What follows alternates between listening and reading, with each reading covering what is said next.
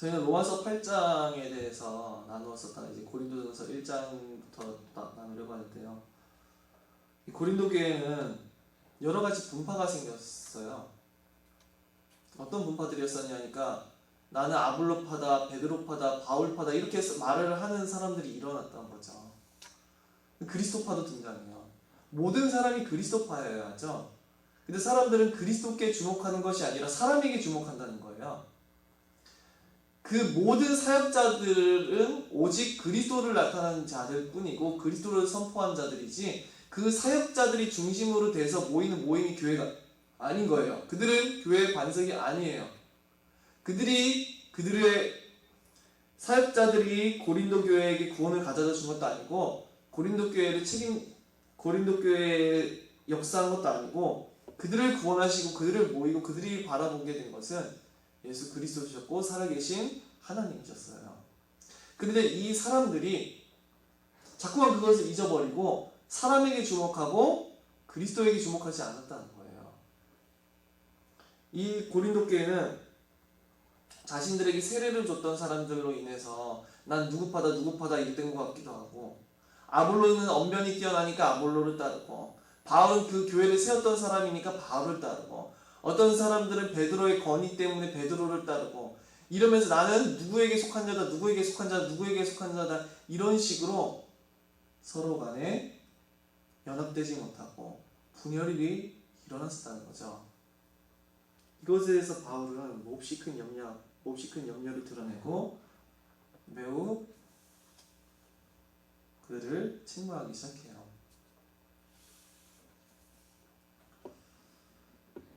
사람들이 세례를 통하여서 바울을 쫓았다고 한다면 바울은 그것을 원하지 않았어요. 고린도전서 1장 17절에 보니까 그리스도께서 나를 보내심은 세례를 베풀려 함이 아니요 오직 복음을 전하게 하려 하심이로되 말의 지혜로 하지 아니함은 그리스도의 십자가가 헛되지 않게 하려 함이라. 사람들이 누가 세례를 받았네, 누구에게 세례를 받았네, 이 세례를 주는 사람은 아무 상관이 없어요.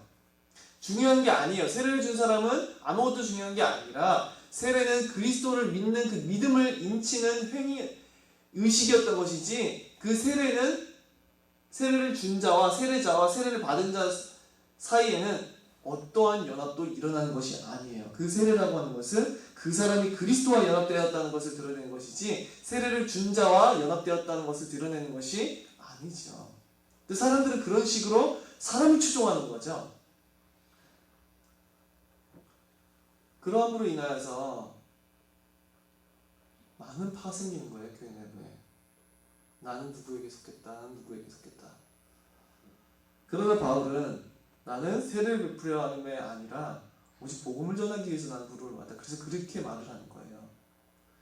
너희들이 그 세례를 받은 것이 그 사람과 연합된 것이냐, 아니면 너희들이 그 복음을 믿는 믿음으로 말미암아 너희들의 그것을 인친 것이냐, 바울이 지금 말을 하는 거죠. 그들이 정말 그 세례를 통하여서 연합된 분은 그리스도, 그분만을 바라봐야 되는데 사람에게 자꾸만 주목하는 거예요. 바울은 또 여기서 말의 지혜로 하지 아니함이래요.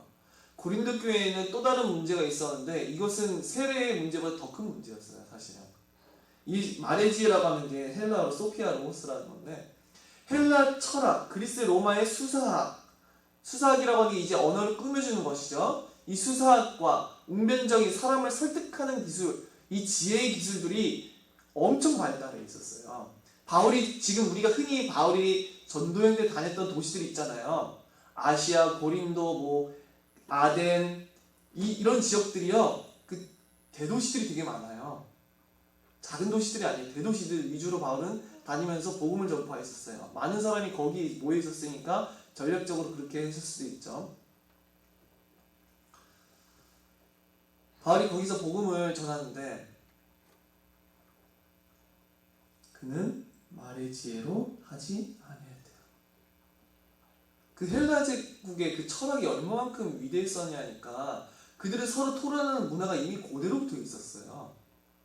로마가 헬라를 점령했지만 헬라의 문화가 로마를 점령했다고 말을 하잖아요. 우리가 그 그리스 로마 신화라고 하는 것도 원래 그리스 신화인데 이게 로마가 그대로 가져가서 그리스 로마 신화가 됐죠. 많은 부분에 있어서 그 고린도에서도 이미 그 헬라 제국의 영향으로 인하여서 헬라 문화권이어서 발달된 웅변술과 탁월한 철학과 사람들을 설득하는 기술, 이것들이 많이 있었어요. 사람들의 탁월한 지혜가 너무나 많았던 곳이에요. 예수님 오시기 전에 이미 우리가 유명하잖아요. 아리스토텔레스, 플라톤 유명하잖아요. 소크라테스. 이런 위대한 사람들이 있던 곳이 이런 헬라 제국이었다니까요. 근데 그러한 문명이 꼽혔던 곳에서 바울이 복음을 전하고 다녔었는데 바울이 그 말의 지혜로 하지 않았다고 말하고 있는 거예요. 바울이 그런 말의 지혜를 의지했더라면, 그런 탁월한 철학자들의 웅변술처럼 그들에게 어떤 말을 전했다고 한다면, 바울이 자신의 말과 지혜 아름다운 것으로 사람들을 충분히 설득할 만한 기술을 가지고 그들에게 말씀을 전했다고 한다면, 그들은 바울이 전파하는 지혜와 지식을 바라볼까요? 아니면 그리스도를 바라볼까요? 탁월한 지혜와 지식을 바라볼 거예요. 그죠? 저 바울이 탁월하구나 이렇게 생각할까요? 그가 전파한 그리스도가 탁월하구나 생각할까요? 바울이 탁월하다고 생각할 거예요. 그렇죠. 이 어리석게도 외형을 바라보는 이 사람들에게 사람의 내면은 보지 못하고 항상 사람의 중심은 보지 못하고 겉으로 보여지는 그 외적인 것만을 보고 아름답다 생각하는 이 육신의 눈과 귀를 가지고 있는 사람들의 눈에 볼 때 바울이 그러한 말과 지혜의 아름다운 것을 사용해서 그들에게 나아갔다고 한다면 그들은 더 쉽게 바울의 말에 매혹되었을지도 몰라요. 그러다 바울은 그 모든 것들을 말과 지혜로 하지 아니하였대요. 왜요? 그리스도의 십자가가 헛되지 않게 하기 위해서. 그가 말과 지혜의 아름다운 것을 가지고 그들에게 맞는 높은 철학에 대해서 선포하고 그가 탁월한 웅변술과 수사학과 설득하는 많은 기술을 사용했다고 한다면 그들은 탁월한 지혜와 지식에 탐복하고 바울 자신에 대해서 탐복하지 정말로 그들이 바라봐야 할 그리스도에 대해서는 탐복하지 않았을 거예요. 만약 바울이 말과 지혜의 아름다운 것을 가지고 사용했다고 한다면 그리스도의 십자가가 영광을 받고 인정을 받는 것이 아니라요. 사람의 탁월함이 인정을 받는 거예요. 그래서 바울은 그 모든 것들을 사용하지 않았대요. 근데 고린도 교회는 탁월한 웅변술을 가지고 아볼로를 따랐던 것 같아요. 왜냐 아볼로는 사도행전에서 보니까 말과 언변에 능한 자라고 되어 있거든요. 그러니 이 어리석게도 사람들은 말과 언변에 능하니까 아볼로를 따르고 누가 세례를 풀었으니까 바울을 따르고 이런 식으로 베드로를 따르고 그렇게 자기들끼리 정작 중요한 그리스도는 가리고 그리스도의 십자가의 복음은 가리고 정작 사람을 주목하여 바라보고 세상의 지혜와 세상의 기준을 가지고 여전히 그들은 고린도 교회에 모이고 있는 거예요. 그러함으로 그리스도의 십자가를 헛되이 여기고 그의 중심을 무가치하게 만들고 정작 영광받고 인정받아야 될 그리스도의 복음을 가리고 있는 거죠. 이러한 게 고린도 교회의 지금 현실인 거예요.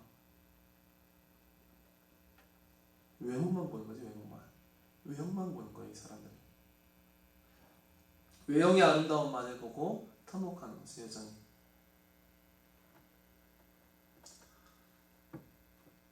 자, 고린도전서 1장 19절 20절에 보니까 기록된 바 내가 지혜 있는 자들의 지혜를 멸하고 총명한 자들의 총명을 폐하리라 했으니 지혜 있는 자가 어디 있느냐 선비가 어디 있느냐 이 시대의 변론가가 어디 있느냐 하나님께서 이 세상의 지혜를 미련하게 하신 것이 아니냐.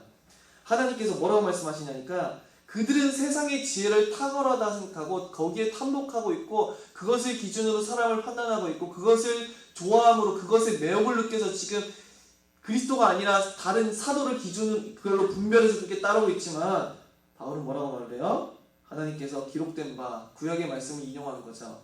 내가 지혜 있는 자들의 지혜를 멸하겠대요. 지혜 있다고 세상에 있는 그 지혜를 자랑하는데 그 세상에 있는 지혜를 자랑하는 그 지혜를 멸하겠대요. 그리고 총명한 자들에게 총명도 폐하겠대요. 그래서 바울이 말을 해요. 지혜 있는 자가 어디 있냐고. 지혜 있는 자가 어디 있죠? 바울이 지금 물어보는 건가요? 그 누가 하나님 앞에서 자기 지혜를 자랑하겠냐는 거예요. 누가 하나님 앞에서 자기 지혜를 자랑하겠냐고요. 외형적인 인간의 탁월한 지혜가 어떻게 하나님 앞에서 자랑이 될 수 있겠냐고요. 무한하신 지혜로우신 하나님 앞에. 선비가 어디 있느냐? 이스라엘 변론가가 어디 있느냐? 자기 지혜로 말미암아 탁월하다고 믿고 생각하고 그것을 따르고 그것을 좋아하는 사람들, 그런 고린도 교인들을 향해서 책망하고 있는 거죠. 하나님께서 이 세상의 지혜를 미련하게 하신 것이 아니냐 이렇게 말을 해요. 하나님께서는 세상의 모든 지혜가 아무것도 아닌 것임을, 미련한 것임을 드러내세요. 이 말이 세상의 모든 지혜 지식이 아무 배울 필요 없다고 하는 말로서 하는 것인가? 그런 지금 의도가 아니에요. 고린도전서 1장 21절에 보니까 하나님의 지혜에 있어서는 이 세상이 자기 지혜로 하나님을 알지 못하므로 하나님께서 전도에 미련한 것으로 믿는 자들을 구원하시기를 기뻐하셨도다. 세상에 있는 모든 지혜가 하나님을 알 수가 없어요. 인간의 탁월한 응변술이 사람으로 하여금 그리스도를 만나게 할 수가 없고, 이 세상에 있는 모든 탁월한 설득의 기술과 높은 철학의 기술이 구원에 이르게 할 수가 없어요. 그 모든 지혜와 지식을 총동원하고 사람의 모든 능력을 총동원한다 할지라도 그들의 그 모든 탁월한 것으로는 뭘 할 수가 없어요? 하나님을 아는 지식에 이를 수가 없어요. 그 누구도 하나님을 아는 지식에 이를 수가 없는데, 사람들은 어리석게도 세상에 있는 많은 지혜와 지식들을 더 탁월하다 생각하는 거죠. 그들이 어리석게도 정말 참된 지혜이신 하나님이 보내신 자 그리스도에 대해서는 미련하게 생각하고 있는 거예요.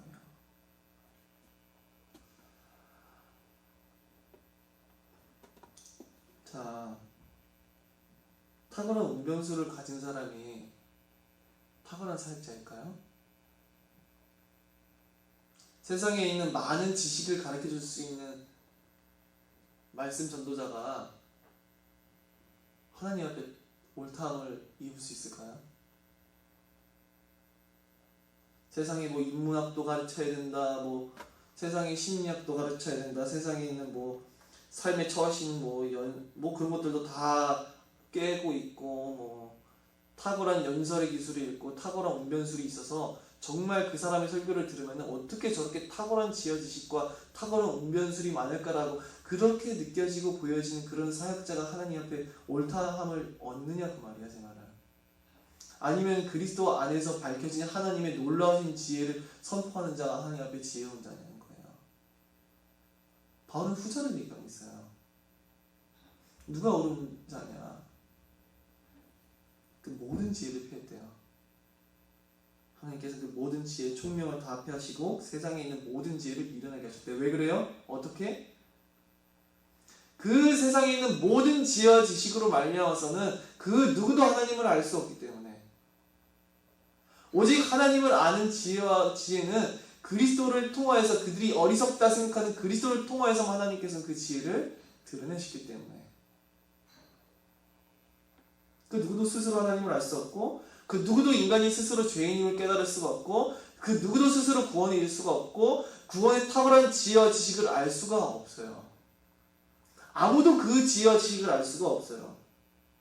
인간이 얼마만큼 구원이 불가능한 죄인인지, 얼마만큼 그 불가능한, 절대 불가능한 인간의 구원을 위해서 하나님께서 인간을 위하여서 무엇을 베푸셨는지, 그리스도의 성육신, 완전하신 하나님, 영원하신 하나님이시자 영원하신 인간으로서 신인이신 예수 그리스도의 그 성육신이 얼마만큼 놀라웠던 사건인지, 그가 대속자로서 이 세상 가운데 십자가에 달리셨다는 사실이 얼마만큼 그 모든 세상의 지혜와 지식을 초월하는 사건인지, 사실은 거기에 주목하지 않는 거였어요, 저 사람들은.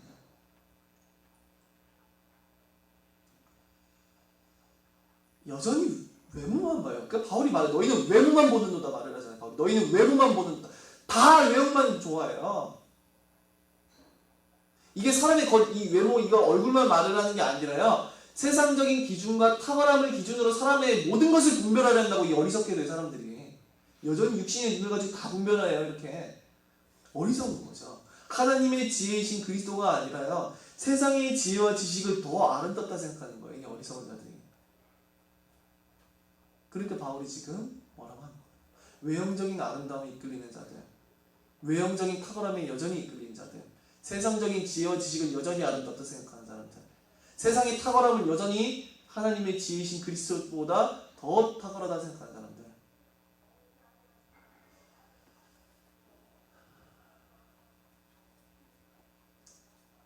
그냥 예를 들어서 제가 예를 들어볼까요? 교회가요, 지하에 있고 지금 디자인이 정말 후지지 않아요. 너무 후져요. 뭐 좋은 게 하나도 없잖아요. 심지어 제가 주일날 할 땐 저기 냉장고 앞에서 지금 말씀을 전하고 있잖아요. 냉장고 앞에서. 교회를 아름답게 꾸미려 한다면요, 정말 많은 돈을 들여서 정말 시대에 남을 만한 그런 명장을 물어서 교회 건물도 가장 아름답게 꾸미고, 교회 안에 사람들이 좋아할 만한 온갖 시설들을 다 만들고, 교회 안에 가장 좋은 식당과 가장 좋은 의자와 가장 아름다워 보이는 강대상과 가장 아름다운 창문과 가장 좋은 지리적으로 가장 좋은 접근성이 좋은 가장 좋은 위치와 설교자도 가장 세상에 있는 모든 지식을 통달해서 인문학이든 그게 과학, 이공계 계열이든 모든 지식을 통달해서 모든 것을 알려줄 수 있고, 세상에 있는 모든 처신에서도 말해줄 수 있고, 그렇다고 한다면 교회가 사람들이 볼 때 대단한 곳이다 이렇게 느껴지지 않겠어요? 육의 눈을 가지고 바라볼 때, 세상에 속한 눈으로 볼 때 그게 훨씬 지혜롭고 탁월해 보인다고요. 외모만 보는 거예요. 바울이 말해 너희는 외모만 보는다. 바울이 이렇게 말을 하는 것처럼 외모만 보는 거예요. 모조리다. 그러니까 정작 그것이 아니라 교회의 관석이신 그리스도가 드러나지가 않고 가려지게 되는 거예요. 그것들 때문에. 그러나 왜 하나님은 이 세상의 지혜를 미련하게 하셨대요. 내가 지혜 있는 자들의 지혜를 멸하고 총명한 자들의 총명을 폐하리라 했으니, 지혜 있는 자가 어디 있느냐? 선비가 어디 있느냐? 이 세대의 변론가가 어디 있느냐? 하나님께서 이 세상의 지혜를 미련하게 하신 것이 아니냐 그 말이에요. 제가 그 대학생 때 제가 되게 많은 대학생들이랑 여기저기 전도도 하고 다니고 그랬었는데 진짜 답답한 게 있어요. 뭐가 그렇게 답답하냐니까, 저는 그 당시 때 얘들이랑 나랑은 왜 이렇게 생각이 다를까? 이게 되게 고민이었었거든요. 왜 그렇게 얘들의 생각과 내 생각이 이렇게 다르지? 뭐가 다르었냐니까, 걔네들은 항상 뭐부터 준비하는 줄 알아요? 전도한다 치면은 어디 가서? 사람들이 좋아할 만한 것이 무엇인가? 사람들이 그들을 끌만한 이벤트는 무엇이 있는가? 사람들을 끌만한 어떤 전략은 무엇이 있는가? 사람들에게 줄 선물들, 이런 것들은 다 고민해. 무슨 이벤트를 할까? 무슨 전략을 할까? 저는 속으로 뭐라고 생각했었는 줄 아세요? 그렇게 할 때 애들이? 나이든 선배든 후배든 다 그렇게 생각해. 하나님 돌아가셨냐? 하나님 돌아가셨냐 이 생각이었어요. 전능하신 하나님께서 사람을 구원하시고자 하신다면 하실 것이고 안 하신다면 안 하실 거 아니에요. 근데 사람의 그 어리석은 지혜와 지식으로서 사람들이 이렇게 미혹해서 이렇게 교회에 드러난 온갖 인간의 그 이성으로서, 이 어리석은 인간의 지혜로서 그렇게 하면 사람들이 구원 받을 줄 아는 거죠. 근데 정작 하나님께서 그들을 구원하기 위해서 주신 가장 탁월한 하나님의 지혜와 지식이자 능력이신 그리스도 예수에 대해서 관심이 없는 거예요. 문제는. 자, 생각을 해볼게요. 하나님이 창세전 구원받을 자를 택하셨는데, 구원받을 자를 내가 할까요? 하나님이 할까요? 하나님이 알아요. 내가 몰라요. 난 몰라요. 누가 구원받을지 모른다고요. 난 몰라요. 누가 구원받을지 내가 어떻게 알아요? 모르죠.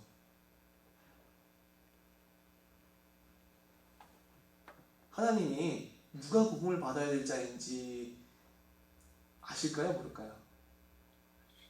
알아요. 복음을 전할 자가 누구인지 아실까요? 모를까요? 누군지 그걸 다 알아요. 그렇다면 하나님께서 전략이 뛰어나고 지혜지식이 탁월한 사람을 통하여서 하나님이 자기 역사를 이루실까요? 아니면은 그리스도의 그 이루신 것을 놀랍도록 사랑하고 그 모든 것들을 선포하고 자랑하기를 원하는 자를 통하여서 자기 일을 이루실까요? 바보 같은 거예요. 외형만 보는 거예요, 사람들은. 근데 다 선교를 하도 전도를 지금 싹 다 그렇다고요. 내가 보면 답답해 죽겠다고 그런 거 보면. 복음을 전할 자가 없는데 선교회 가서 뭐해요? 쓸모 있어요? 아무 쓸모 없어요. 가서요, 뭐 이벤트고 다시고 다 도와줘야죠. 우리가 후진국들 약, 우리 약도 보내주고 뭐 다 하잖아요, 교회에서. 다 해줘야 돼. 그것들 다 해줘야 돼, 후진국들에는. 진짜 너무 어려워요. 그냥 가서 복음을 전하는 것도 중요하지만 그런 것도 중요해요. 근데 정작 중요한 것은 무엇이죠? 모든 것들을 통하여서 그들에게 생명이신 그리스도 예수의 복음을 전파하는 거예요. 그들에게 가장 탁월한 하나님의 지혜이자 능력이신 그리스도가 세상에 있는 모든 것을 초월하고 능가하는 하나님의 무한하신 능력과 지혜이자 그 극히 존귀한 아름다운 것이라고 그들에게 드러나는 거예요. 근데 많은 사람들은 너무나 외모만 봐요. 외적인 눈은 너무 밝아, 사람들이.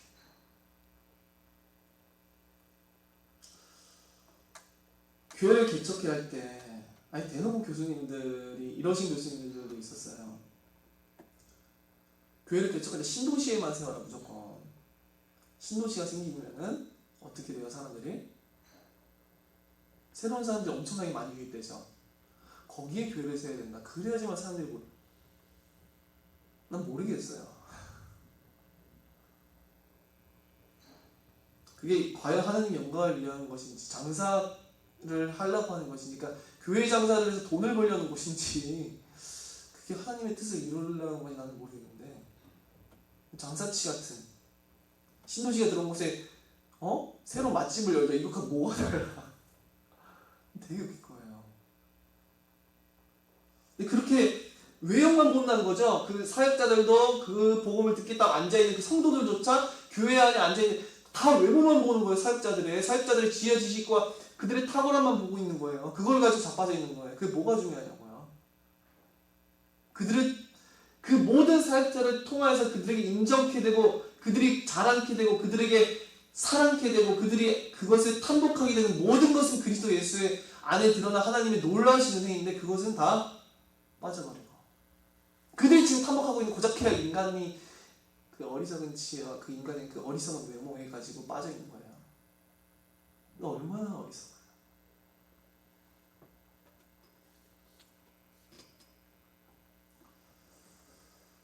얼마나 이 세상이 근데 왜 그 모든 것들을 하나님이 패하시죠? 탁월한 것들을?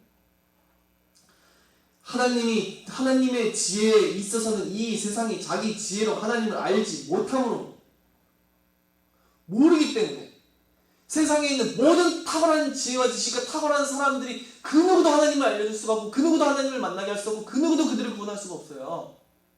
그 누구도 인간 구원에 절대 불가능과 인간 구원이 어떻게 가장 놀라운 성경에서 그 무엇보다 가장 놀라운 그리스도의 성육신과 그의 십자가 안에서 그것이 성취되었는지 거기서만이 드러나요.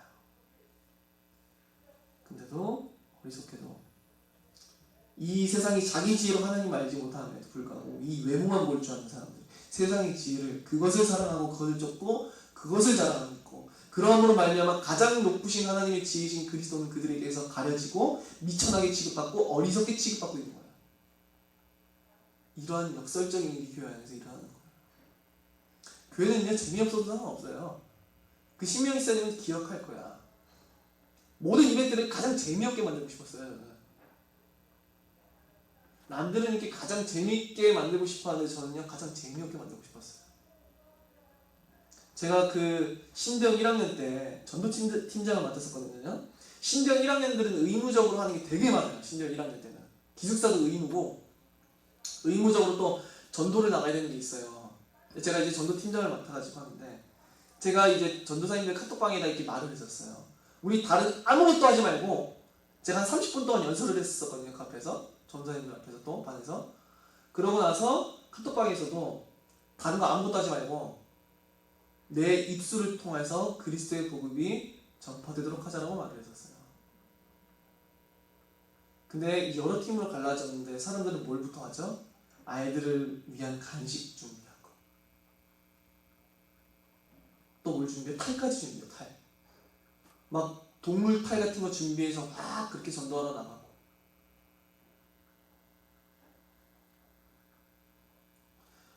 외모만 보는 거예요. 사람들은. 그 뒤에 역사하시는 하나님의 역사는 보지 못해요. 주권자, 절대 주권자 하나님의 역사는 절대 보지 아니하고 자신들이 육신으로 눈으로 보기에 탁월하고 아름다워 보이는 그것에 자기의 마음을 두는 거예요. 그러니까 전능하신 하나님을 안 믿는 거죠. 사람들은 전능하신 하나님 언제 믿고 싶어 하는 줄 아세요? 내가 복을 받을 때, 내 문제 해결 받고 싶을 때 그가 전능하신 하나님 외치지만 실제로 하나님을 일을 함에 있어서는 하나님의 전능하신 의지하지 않는 거예요. 이런 일들이 교회 안에서 벌어져요. 같은 팀이었었던 저랑 동갑이었던 그 사역자, 걔도 친구인데 가서 40분 동안 얘기를 하면서 다 좋아요. 근데 정작 복음을 전하지 않고 뭔 소용이냐고. 노방전도하는 것을 되게 어리석게 생각하시는 분들이 있어요. 전도할 때 나가서 그냥 전도하는 거 복음 가장 지혜로운 거예요. 하나님께서 바울이 간 곳곳마다 그것밖에 안 했어요. 뭔 놈의 전략이 많고 뭔 놈의 그 사람들을 끄는 그런 게 많은지 교회 안에. 교회는요 재미가 없어야 돼요. 그렇게 해야지만요 육신에 속한 자들이 교회 안 와요. 교회가 아니라 꼭 많은 사람이 모여야 좋은 교회가 아니에요. 몇몇 소수만 있어도 돼요. 그래서 뭐 목회자하고 가난해질 수도 있겠죠. 그러면은 인정 못 받고 세상 사람들은 교회 크기에 따라서 그 목사의 수준을 판단하니까. 근데요 가라지들이 이게 많은 것보다는 참된 주님이 양들이 모여서 서로가 그리스도 안에서 내 형제를 내 몸과 같이 살아가고 참된 하나님께 예배를 드리고 참된 하나님의 영광을 추구한 그것이 하나님의 보시기 훨씬 더 복된 거예요. 제가 준비한 말씀하고 말이 많아지는데 답답해서 그래요. 이 세상에 있는 그 어떤 것으로도 사람을 구할 수가 없어요. 탈을 쓴다고 해서 사람을 구할까요? 그거 얼마나 어리석어요. 전능하신 하나님 돌아가셨어요. 탈 쓰면 하나님이 사람을 구원해요? 온갖 이벤트를 준비하면 하나님이 사람을 구원하나요? 온갖 아름다운 것으로 교회를 치장하면 사람을 구원할 수 있나요? 세상에 있는 많은 인문학과 지혜를 선포하면 사람을 구원할 수 있나요? 세상이 아름답다 생각하고 사람들이 외형으로 보고 그들의 허영심에 맞는 것으로는 다가가도 사람을 구원할 수가 없어요. 기록된 바 내가 지혜 있는 자들의 지혜를 멸하고 총명한 자들의 총명을 폐하리라 했으니 지혜 있는 자가 어디 있느냐? 선비가 어디 있느냐? 이 세대의 변론가가 어디 있느냐? 하나님께서 이 세상의 지혜를 미련하게 하신 것이 아니냐? 다 미련하다고. 왜? 21절에 하나님의 지혜에 있어서는 이 세상이 자기 지혜로 하나님을 알지 못함으로.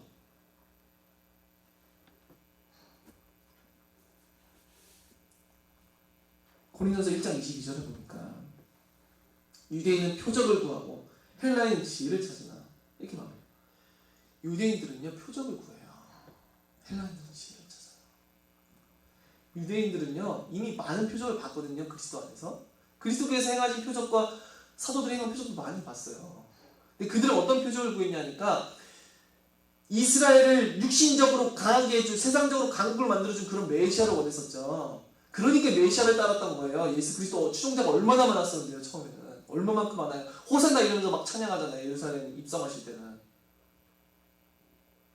왜 그래요? 그가 해가지고 표적을 보자 하니 어떻게 이런 일도 해? 그러면은 우리나라를 엄청나게 강국으로 만들어줄 위대한 능력도 행하겠구나 이렇게 생각이 드는 거죠. 그래서 그런 표적을 구하는 거예요. 헬라인 지혜를 찾아요. 헬라인들은 탁월한 세상적인 지혜와 지식, 외형적으로 아름다운 그런 탁월한 운명술들 그런 것들을 다 구하고 있어요. 자, 그러니 그들에게는 18절에서 십자가의 도가 멸망하는 자들에게 미련한 것이요 그들에겐 그러니까 그 십자가의 도가 십자가의 메시지거든요. 영어로. 십자가의 메시지라는 단어가 되게 많이 사용하면 되는데 이 고린도서 1장 2장에서는 십자가의 그 그리스도의 말씀이 그들에게 어떻게 들려요? 어리석어 보이는 거예요. 미련해 보이는 거예요. 미련한 것이 이렇게 말하잖아요. 고린도서 1장 21절에도 뭐라 그래요? 전도에 미련한 것이에요. 전도, 여기서 캐리그만데 선포거든요. 복음 전도, 그리스도를 선포하는 것, 그리스도 예수의 성육신과 그가 이루신 그 구원의 사역을 선포하는 그것이 미련한 거예요? 근데 그들이 볼 때 미련하니까 바울이 그 전도에 미련한 것이라고 말하는 거예요. 어떠한 탁월한 운명수를 의지한 것이 아니라 세상적인 높은 철학을 선포하는 것이 아니라 너무나 단순하고 어리석어 보이는 헬라인들이 볼 때 얼마나 가장 처참한 형벌, 가장 부끄럽고 가장 수치스러운 그리스도의 십자가를 선포하니까 세상적인 웅변술을 이용하지 아니하고 단순하게 복음을 선포하니까 그게 어리석어 보이는 거예요. 어떤 웅변술도 없고 탁월한 철학도 그 안에 포함되어 있지 않고. 근데 하나님께서는 그들이 볼 때, 세상적으로 볼 때 미련해 보이는 그 복음 전도의 그 방식으로 믿는 자들을 구원하시기를 기뻐하시도다. 그걸 원하셨어요. 하나님께서. 바로 그 미련한 방법으로. 그게 하나님께서 기뻐하신 방법이었대요. 하나님께. 세상에 있는 많은 탁월한 그 외형적인 것은 탁월하게 보면서요. 그리스도의 십자가의 복음보다 외형을 탁월하게 보는 사람들은 사실은 저 사람이 정말 구원받았나 싶을 때가 정말 많아요. 다 외모만 봐. 왜 그렇게 외모만 보는 사람들이 많은지 모르겠어. 사람을 볼 때도 외모만 보고 모든 교회 사역도 다 외모만 보고 하나님이 일을 한다 치는데 다 외형적인 것, 세상적인 방법과 지혜와 지식과 그것에 대해서는 밝으나 진짜 하나님 원하시는 그리스도의 그 복음에 대해서는 밝지 아니하라. 그러니까 하나님을 믿지 못하는 거죠. 그의 전능하심을 전혀 믿지 못하는 것이고 그리스도의 놀라움을 우리 믿지 않는 거예요. 세상에 탁월한 지혜와 지식과 방법을 가지고 우리가 세상 가운데 나가서 교회를 100만 개를 세운다는데 뭔 소용이에요? 그리스도가 드러나지 않는데, 하나님의 영광이 드러나지 않는데 무슨 소용이냐 그게요. 1000만 명이 교회에 몰려들고 수억 명, 수십억 명, 60억 명이 모두 다 교회를 다니게 된다 할지라도 그들 가운데서 하나님의 지혜와 능력이신 그리스도가 드러나지 않는 게 뭔 소용이냐고요. 그들로 하여금 그리스도께서 이루신 모든 은혜에 하나님의 풍성하신 은혜가 인정을 받지 아니하고 찬송을 받지 아니하고 합당한 영광을 받지 않는데 뭔 소용이요. 아무 쓸모 없어요.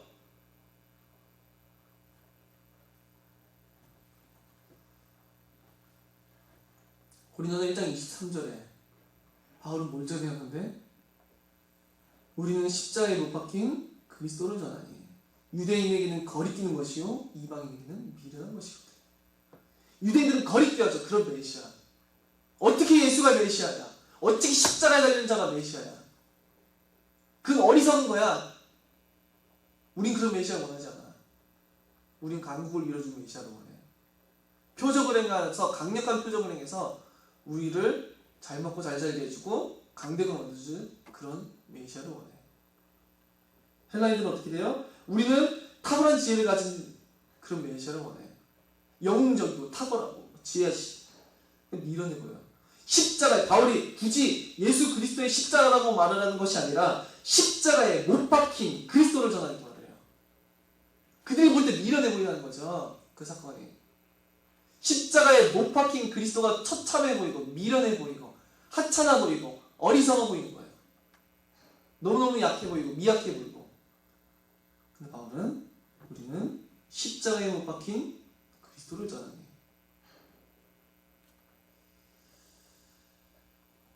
바울은 조금도 부끄러움이 없이 그렇게 말해요.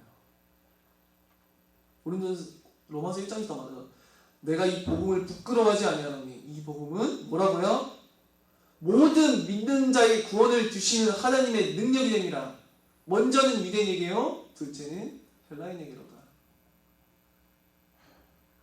자, 바울은 모든 사람이 그 거리끼어하는 십자가에 못 박히신 그리스도에 대해서 조금의 거리낌도 없이 오히려 가장 그 무엇보다 자랑스럽게 선언하고 있어요.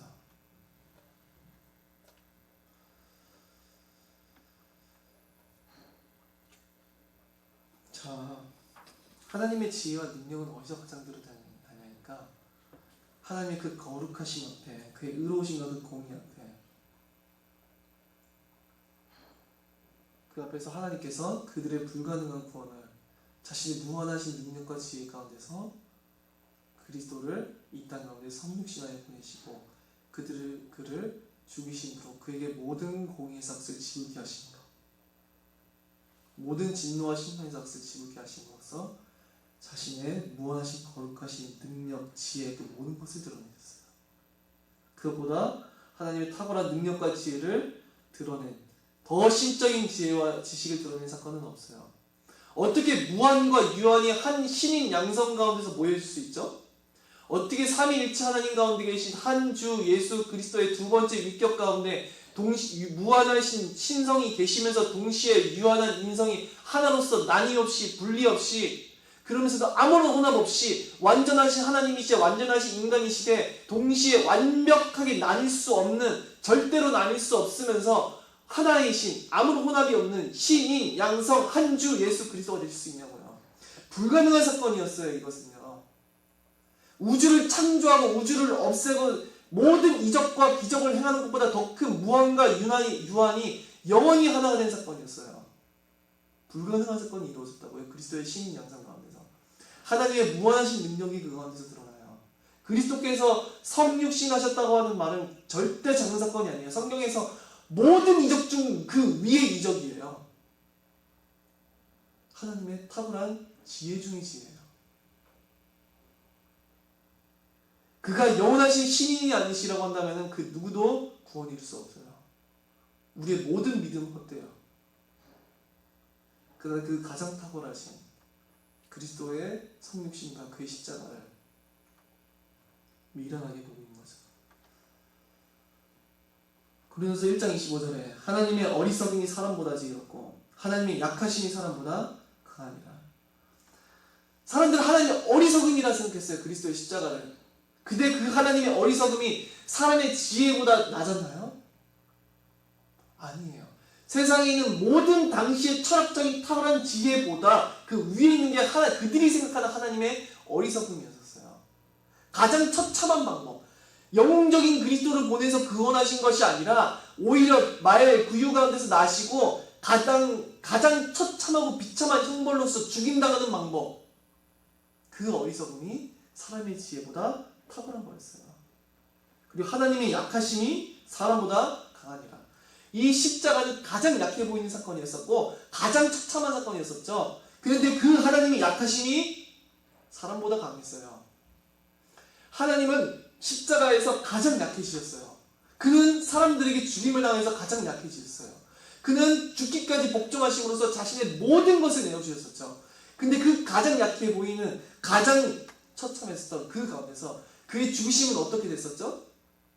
그의 죽으심은 모든 죽음과 사망의 권세를 이기시는 죽으심이었어요. 그의 죽으심은 약하심이 아니라 모든 죽음과 사망의 권세를 깨뜨리시는 강함이었어요. 그죠? 그래서 하나님의 약하심이 사람보다 강하니라. 그런 말을 하고 있는 거예요. 십자가의 죽으심은 모든 죽음을 이기신, 그건 죽음이었었지만 그 죽음으로 모든 죽음과 사망을 패하신 승리의 죽음이었어요. 자, 교회에서 연령대별로 청소년들은 꿈을 꾸는 말씀을 전하고 어떻게 꿈을 이룰 것인지, 어떻게 비전을 품고 살아갈 것인지, 어떤 철학적인 거, 인문학적인 거, 불교에서 또 말하고 천주교에서도 말하는 삶의 깨달음과 지혜들, 그런 것들을 교회에서 전파해야 될까요?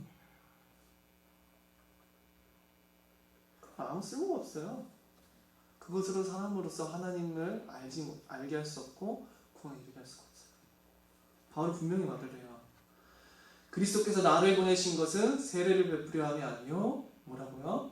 오직 복음을 전하게 하려 하심이로다. 유대인은 표적을 구하고 헬라인은 지혜를 찾으나 우리는 십자가에 못 박힌 그리스도를 전하니 라고 말을 해요. 조금의 부끄러움도 없이. 바울에게 가장 위대한 것은요, 그리스도의 십자가예요. 그건 그의 모든 서신에서 절절하게 드러나요. 바울이 가장 탁월하다 생각했었고 가장 놀라워했었고 가장 사랑했던 거는 그리스도의 죽으심이었어요. 그리고 바울이 반대로 언제 제일 분노했는 줄 아세요? 그 그리스도의 죽으심이 조금이라도 헛되이 여겨지고 무가치하게 여겨지고 폐하려 될 때 바울은 극한 분노를 느껴졌어요. 교회는요, 이 세상에서 짧게 살다가 어떻게 짧게 사는 이 참시장한 세상에서 어떻게 살아갈 건지 처신을 가르쳐주는 데가 교회가 아니에요. 그냥 책 읽으라고요, 책. 그럼 불교가도 돼요. 중들 얼마나 그런 거 잘 가르쳐줘요, 책 쓰고. 심지어 성경을 가지고 그런 말을 하는 사람들도 많아요. 그런 것도 책도 냈던데요, 제가 서점에 가보니까. 삶의 처신을 가르쳐준 성경 구절 가지고. 사람들은 어리석게도 이 삶이 전부라고 생각해요.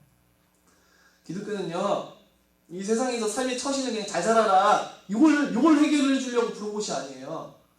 영원한 문제, 그 누구도 해결할 수 없는 문제, 죄와 사망의 문제, 그것에 답을 주는 것이 기독교예요. 그리고요, 잠시 잠깐의 이 세상 가운데에서의 문제 결과 복을 주는 것이 아니라요, 세상 사람들이 그 누구도 줄 수 없고 해결해 줄 수 없는, 허락해 줄 수 없는 영광스럽고 지극히 높은 그 구원을 주는 것이 바로 기독교예요. 착각하시면 안 돼요. 다 얻으려고 교회 오지 마세요. 내 인생 다 얻으려고. 교회 인생 다 얻으려고 찾아오지 마시라고요. 다 쓸모없는 일이에요. 뭔 답을 얻어요?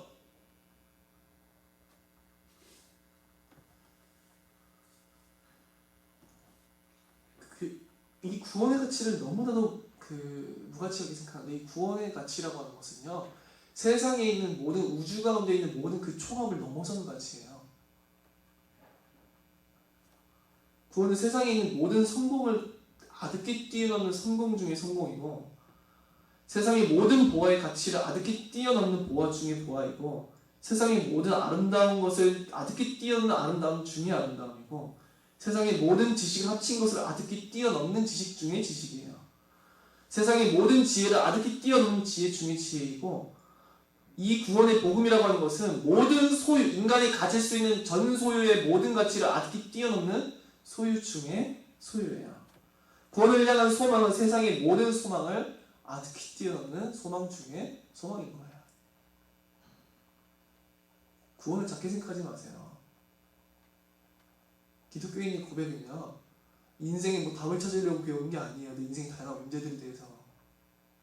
내 문제 해결을 받은 하나님 감사합니다 그러는 건요, 유치원생도 해요. 그 불신자들도 해요. 근데 왜 감사해요? 내 문제가 해결돼서? 내가 뭘 받아서? 아니요. 내 모든 것을 잃고 문제가 산적해오고 모든 고통이 나를 밀려오고 고통과 고난이 밀려오지만 나에게 주신 그리스도의 구원의 복음으로 말미암아서 모든 것을 감사드리고 모든 것을 영광 돌리는 게 기독교예요.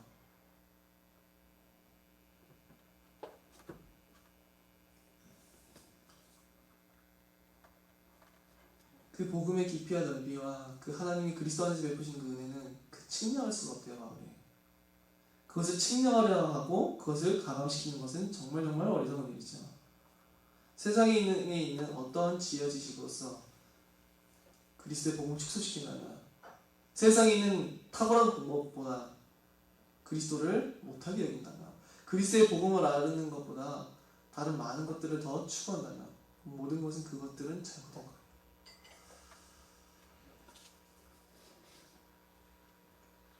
교회의 반성은 예수 그리스도예요. 그를 전파하는 것보다 세상에 있는 많은 것들을 교회 안에서 강조하고 주장하면 안 돼요. 정말 중요한 것은, 모든 사실을 사역자에게 정말 중요한 것은 그리스도 예수 안에서 하나님이 우리를 위하여 베푸신 그 모든 것을 단 하나도 남김없이 낱낱이 선포하고 모든 성도들로 하여금 인정케 하고, 그 모든 것들로 하여금 그의 합당한 가치를 인정하고 그의 합당한 그의 죽으심에, 그의 고난당하심에, 그의 낮추심에, 그가 베푸신 은혜와 언덕과 희생의 그 합당한, 그가 베푸신 것이 합당한 영광을 돌리도록 하는 것이요, 가장 중요한 거예요. 그리스도의 복음을 어리석게 말하는 사람들은 멸망하는 자들이라고 말을 해요. 가장 탁월한 지식과 지혜, 그리스도 예수 안에서 우리를 향하여서 베푸신 하나님의 가장 높고 탁월하신 그 지혜와 지식을 선포하는 것이, 그것만이 사람들로 하여금, 그들의 일로 하여금 가장 탁월한 구원의 영광스러움을 허락해 줄 수 있는 거예요. 그래서 어떠한 사람도 세상에 있는 지혜, 자기의 지혜와 지식과 능력을 자랑할 수 없어요. 정말로 제가 생각할 때, 정말로 구원받은 성도라고 한다면, 정말로 구원받은 사역자라고 한다면요, 겉으로는 어떨지 몰라도 자신이 하나님 앞에 설 때 아무것도 자랑할 것이 없는 자에는 신할 수밖에 없어요. 뭘 자랑할 수가 있어요 도대체? 그리스도 예수께서 우리를 위하여서 모든 것을 이루신 그 하나님의 놀라우신 은혜의 그 복음만이 자랑하게 되고 인정하게 될 수밖에 없는 거예요. 그리고 이 예수 그리스도 안에서 드러난 하나님의 지식이 크고 놀라우신 은혜만이 모든 사람과의 구원에 이르고 하나님 안에 있는 놀라우신 영광을 보여주게 될 거예요. 그리고 그것을 알고 그것을 소망한 자들을 마침내 저 천국에 가서 더 탁월하고 원형이신 그리스도를 바라보게 될 거예요. 기도하고 말씀을 마치겠습니다.